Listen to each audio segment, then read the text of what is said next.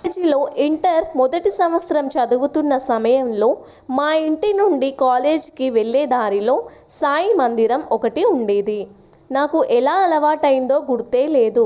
కానీ వీలు కుదిరినప్పుడల్లా బాబా మందిరం చుట్టూ ప్రదక్షిణలు చేసేదాన్ని.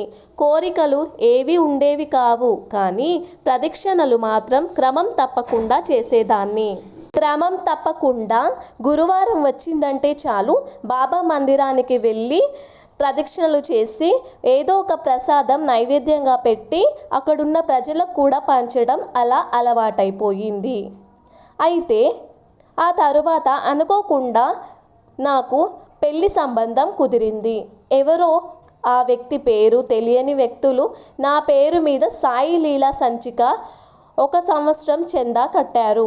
అది పెళ్లికి వచ్చిన బహుమతి అని అనుకున్నాను. కొన్ని సంవత్సరాల తరువాత